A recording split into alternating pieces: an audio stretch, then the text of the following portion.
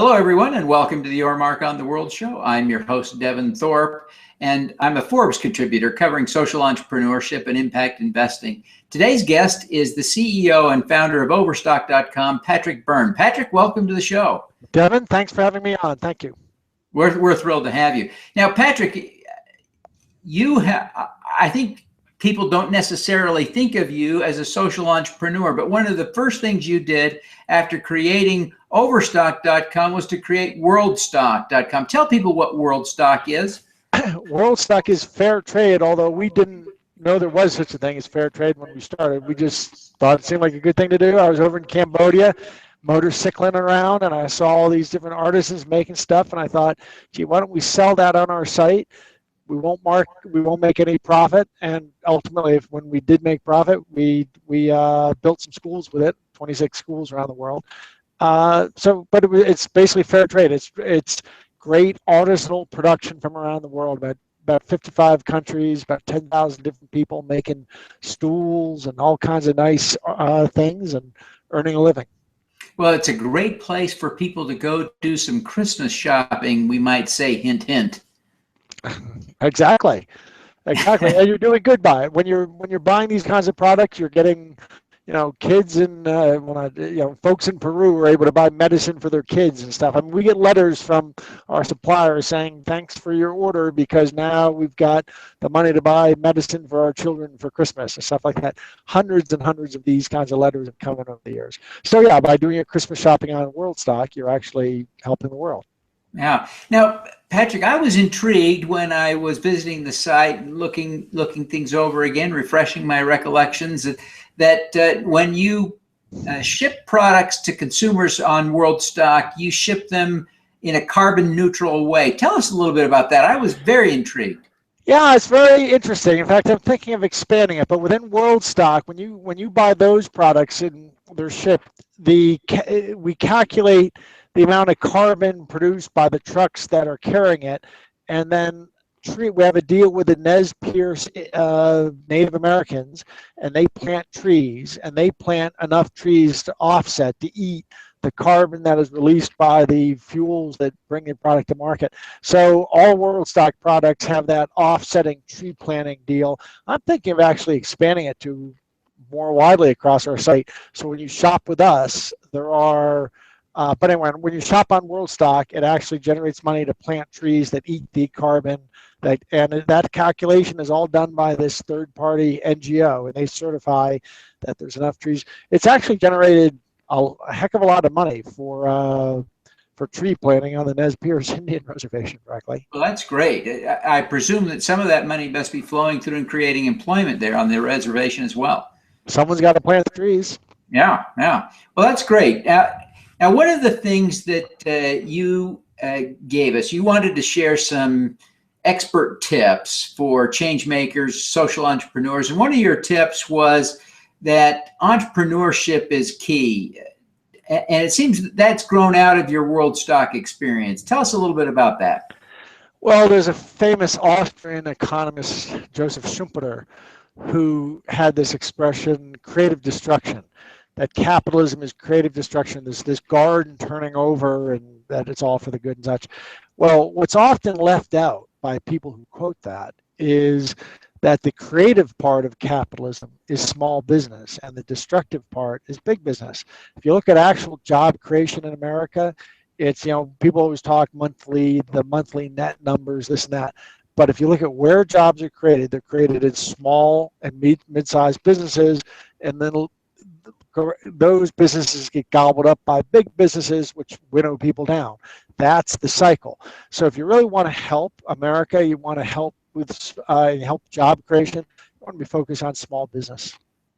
Oh, that's a great insight. Now, you have a real passion for free enterprise. Give us some insights there. Well, I have a real passion for freedom and liberty. I think that people are better off, as a general rule, when people can make decisions for themselves. They create a better world than when you have government mandarins, and bosses making decisions for them. So, among the things that people do when they're free is they engage in consensual exchange. So, I'm pro freedom, and one way that expresses itself is being pro free market. But consensual exchange is just one of the things that free people choose to do with each other, and I'm sort of in favor of letting as long as it flows from my pro free market philosophy, flows from more fundamental pro freedom philosophy. Now, I know there are some viewers out there. Well, sometimes I speak in other settings, and people get offended when I say pro freedom, because as if to say, especially in I'd say, well, in some settings, people have taken offense at that term, but I remind them that there's plenty of people in this country who define themselves as progressives, and they're begging the question, of course, is what they want in fact progress? Well, if they get to hijack the word progress and call themselves progressives, I don't see why I can't hijack the word freedom and say, no, what I'm in favor of is freedom. If they get to define what the word progress is, I get to define what the term freedom is. Okay, I think that's fair. Now, how does the principle of freedom that you care so deeply about, how does that influence the way you run Overstock? It's quite a close connection, because ultimately I think that decisions are best left on the knowledge frontier, where there's, in any organization or system, there's the place where the knowledge is, and there's the place where the people make decisions. And you want the decision making pushed to where the knowledge is. You don't want to have the Dilbert view of the world, where there's some pointy hair guy in a corner who's making decisions and pushing them out to the knowledge frontier. Well, that theme is behind my views on politics, my views on pro-freedom, economics, as well as on how you run a company.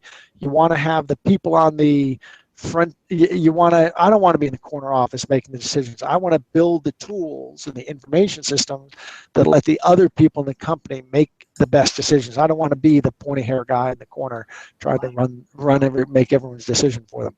They have better information. They have better knowledge about their jobs, and I'd rather create systems so it all works together while letting them make those better decisions. Now, one of the applications of your passion for freedom is the idea of school choice. All right. And you and I actually worked together a little bit on that years ago, but tell me a little bit about why you feel strongly about school choice.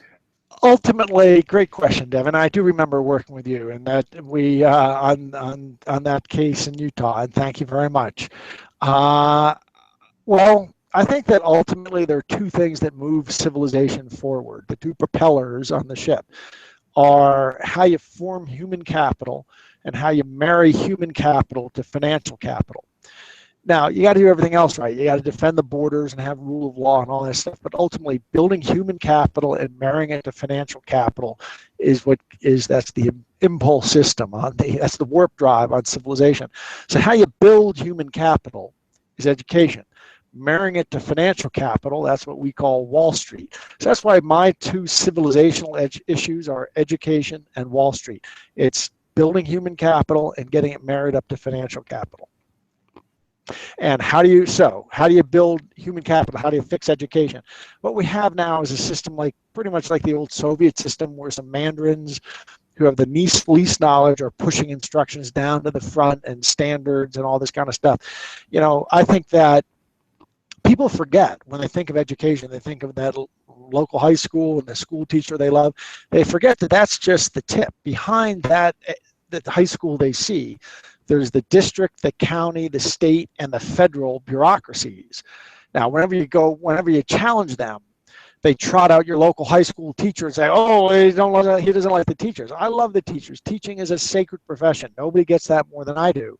I don't love the bureaucracy behind them. So how do you fix that? Truth is, I think it's better, you fix it by pushing decisions down to as far down the chain as you can. So better the state making decisions than the feds, better the county than the state. The feds, better the state. The feds, better the county. The county, better the state. And how do you do that? better the district than the county, better the high school than the district, but ultimately better the household than the high school. And how do you get the household able to make the decisions? You say, look, instead of spending $18,000 on you, which, by the way, is what America is now spending K through 12. We're spending $18,000 per student in the United States. Every state lies about it and says, yeah, but we're only 12,000, 13,000. You know, not everyone in the room can be shorter than the average person. There's got to be something, but it's $18,000 looked at. It's $900 billion for 50 million kids now. And what if instead you say, look, you just take a voucher, you leave the defect from the government school system, and we'll give you a voucher for $9,000 and go out and buy the best education you want to buy. Maybe do some online learning, maybe you find a private school, maybe you get some homeschooling and use it to buy who knows what. But the government saves a whole bunch of money. By the way, we'd wipe out the entire fiscal deficit if we adopted educational choice vouchers. And about 20% of kids took them, would wipe out all the deficit at the state level across the country. But in addition, in one state, it'd be in California, it would take 30% of kids defecting, but in general, it's about 25% of kids. And I think you get like if we had the government running all the grocery stores, you know, I doubt we would have as good a level of supermarkets that go to as an industry, a supermarket industry as we run them. Yeah, well, Patrick, I think this is, I really appreciate you sharing your insights on that and your passion for education. And I think everyone can agree that education is important. And I think you make a great case that the choice in schools is going to have a positive impact on the education that children receive. I want to just talk to you about a couple of personal issues, if you'll indulge me, Patrick. But you really are a role model. I mean, there are people around the country, around the world that really look up to you, and you've been willing to take some crap in order to establish yourself as a role model and a leader and a thoughtful, intelligent person. Who do you look up to, and who inspires you? Well, that's kind of you to say. It reminds me of Harry Truman once said, people say that that he used to be called "Give 'em hell, Harry." He used to say that my opponents say that I give them hell. I don't give them hell. I just tell the truth, and they think it's hell. I don't be a role model or try to do anything. Just when I see certain things, it's funny, Milton Friedman, not to drop names, but I've told this story publicly before. Milton Friedman was a great friend, mentor. I loved the man, tutor. And he said, I said to him once, you know, I got into a beef with Wall Street. I was going out and saying some tough things about Wall Street. And I said to him, you know, I would understand if you want to disassociate yourself. I know I'm acting like an Irish hothead. I'm in a fight with some really bad people on Wall Street. I understand if you don't want me to be involved publicly with you and such. And Milton thought for a few seconds, which was about 2.8 seconds longer than Milton Friedman ever had to think about anything. And he finally said, yeah, you know, Pat, maybe what our side's been missing has been an Irish hothead. So that's my role in the pro freedom movement. I'm not as smart as the rest of the people or anything, but I seem to have a taste for. I don't go looking for it, but it seems to come find me when I see things going on wrong. When I smell skunk, I call people on it. I say things, and I kind of thought everybody did. We went public in 2002, and when you're a public company CEO, you're out there in the mix with bankers and regulators and hedge funds and stuff. And it didn't take but a year or two to figure out there was a bunch of mischief going on Wall Street, and there were a bunch of crooks and different things were going on. And so I stood up and I did all the things that you thought that I not only thought I was supposed to do, I did the things that I thought about 99% of people would do. It turns out, well, you know the rest of that story. Yeah. Well, Patrick, I want to go back to your Worldstock experience and ask you why you did that. You created Worldstock. It's been a huge success. It's changing lives around the world. Why do you care? You could have skipped that step. Could have skipped it. I guess, why do I care? I guess at the risk of sounding corny, it's why I think we're here. So why I think we're here is serving other people. There's lots of different ways to serve them. I saw a way we had built this great platform for liquidation and for excess inventory. And then I happened to be, as I said, in Cambodia, taking a little break after a couple of years, and I saw this opportunity. I thought, well, it won't cost us really anything other than to set it up, and if we can run it so it just pays for itself, and it helps tens of thousands of people, it doesn't really cost us anything, why not spend a bit of time and do it? So we did. Now, it turned out to help us a lot. Not only it turns out to get us great customers is what it does. It turns out that there's millions of people who've shopped with us to support that program, and then they end up coming back and buying bedspreads from us or something. So I didn't intend it that way, but like 3 or 4 years later, when we looked at the data, we discovered it actually got us great customers. And when I've bumped into people on airplanes and such who, and we get talking, oh, where do you work and such, and they say, you know why I shop with Overstock? It's because of that program you have called Worldstock. And so that's not why we did it. We sort of discovered a few years after the fact it was having that effect, but we really did it just because we figured we could do it in a way that didn't cost us anything and would help thousands and tens of thousands of people, mostly female. We focus on females around the world. So if you can do something that doesn't cost you anything and it helps 10,000 other people, I guess the question is, why wouldn't you do something like that? Yeah. Well, great insights, Patrick. I appreciate you sharing that. I think everyone who's watching this show, the audience we've built is really do-gooders, right? It's people who are trying to figure out a way to do more good and have more impact in the world. I wonder if you would offer up an impact hack, something that you've learned over the years that would help us do more good. Well, it's kind of funny. Being an entrepreneur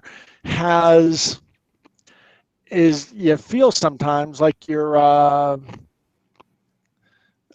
servant. And what you're trying to do is figuring out what this mass of people need, and you're trying to anticipate and serve them and do it for them and get it for them better and cheaper and make it better than they can on their own. It's actually a very kind of a servile occupation is the way to approach it. Is you're trying to figure out what people need and how can I get that for you, sir, and how can I do it better for you. And that's kind of the approach. So it's kind of odd because I know in popular culture, we're looked at like spacely sprockets. The guy sitting there saying, Jetson! It's just the opposite. I view myself as at the very I take a pyramid, stand it on its point, and I'm at the very bottom there trying to serve 2,000 employees, 2,000 colleagues, and through them, 50 million households. Yeah, that's a great perspective, a great view for entrepreneurs to think about. I appreciate you sharing that. Well, Patrick, I really appreciate you taking the time to be with us. Remind people how they can find Overstock.com. Just type Overstock.com. Brings you right here. Okay. Patrick, thank you very much for being with us today. We wish you every success in your efforts to have a huge Christmas with Worldstock this year. Thank you very much, Devin. Great to talk to you. All to right, let's do some good.